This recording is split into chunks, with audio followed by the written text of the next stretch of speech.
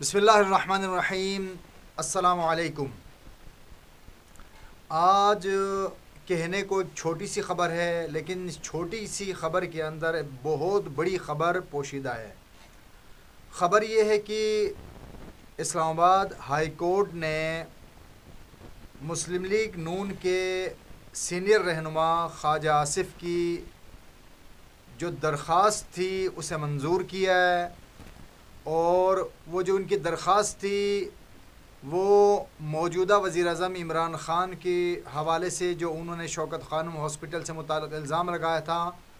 اس حوالے سے عمران خان کے بیان کے اوپر جو ان کا ایک مقدمہ چل رہا تھا اسلام آباد کی سیشن کورٹ کے اندر، جس میں سیشن کورٹ نے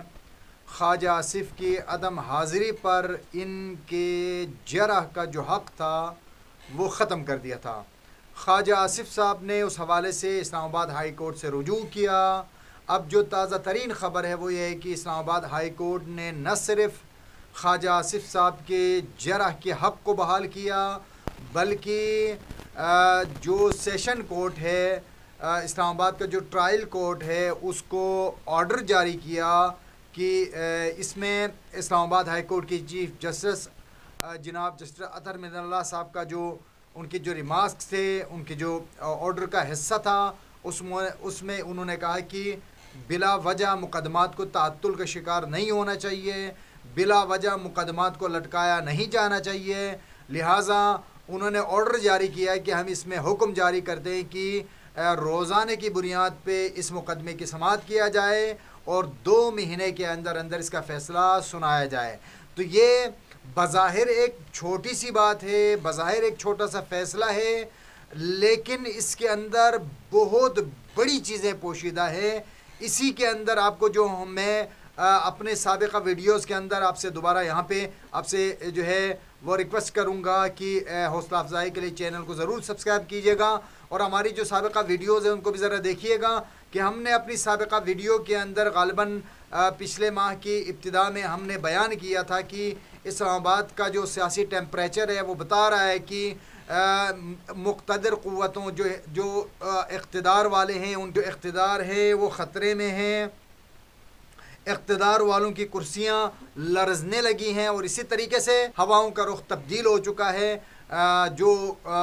حکومتی حلقے ہیں ان کے لیے پریشانیاں ہیں، تو لہٰذا ہم نے اس میں اشارہ دیا تھا کہ موجودہ حکمرانوں کے حوالے سے ان کی تنابیں کھینچی جا چکی ہیں، ان کی چادر کو سمیٹا جا چکا ہے اور ان کے لیے مسائل کی ابتدا ہو چکی ہے۔ یہ اسی کی ایک کڑی ہے، اگر آپ غور کریں گے تو یہ اسی کڑی کا حصہ ہے کہ ان حکومتوں کے اوپر سے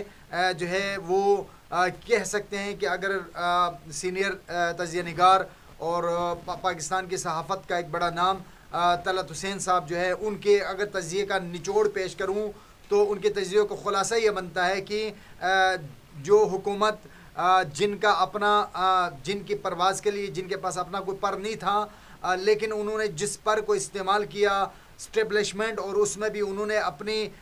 بیانات کے ذریعے سے اعلانیہ طور پہ انہوں نے ملٹری اسٹیبلشمنٹ کی طرف موجودہ حکومت کے وزراء اور اراکین اسمبلی نے علل اعلان ببانگ دہل ملٹری اسٹیبلشمنٹ کی طرف اشارہ کرتے ہوئے انہوں نے ہمیشہ سے یہ اشارہ دیا کہ ہمارے اوپر ان کا ہاتھ ہے، ہمارے اوپر بڑوں کا سایہ ہے۔ تو اس وقت کی صورتحال یہ ہے کہ ذرائع کا یہ کہنا ہے کہ وہ ہاتھ اٹھ چکا ہے اور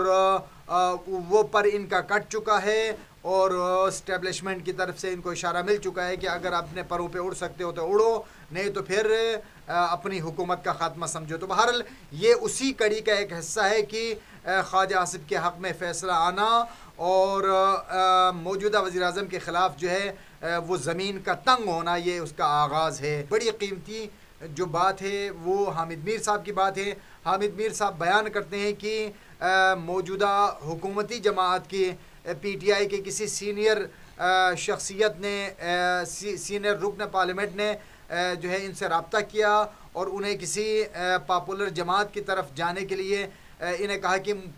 آپ پل کا کردار ادا کریں۔ تو حامد میر کے بقول انہوں نے کہا کہ مجھے آپ صحافی رہنے دیں، مجھے ایجنٹ نہ بنائیں۔ انہوں نے معذرت کی، لیکن وہ بتاتے ہیں کہ میں نے پھر ان کو انہی کے جماعت کا ایک بندہ جو کسی پاپولر جماعت کے ساتھ رابطے میں ہے اور وہ پل کا کردار ادا کر رہے ہیں، میں نے ان سے کہا کہ آپ ان سے رابطہ کریں اور اپنے لیے تو بہرحال یہ حکمران جماعت کے خود اپنے جو اراکین ہیں ان کو بھی اس بات کا اندازہ ہے کہ ان کی تنابیں کھینچی جا چکی ہیں، ان کے گرد زمین تنگ ہو رہی ہے، تو لہٰذا وہ اپنے لیے پناہ گاہوں کی تلاش میں ہیں، پاپولر جماعتوں کی طرف رخ کر رہے ہیں، تو لہٰذا حالات کچھ اس طریقے سے ہے کہ ان کی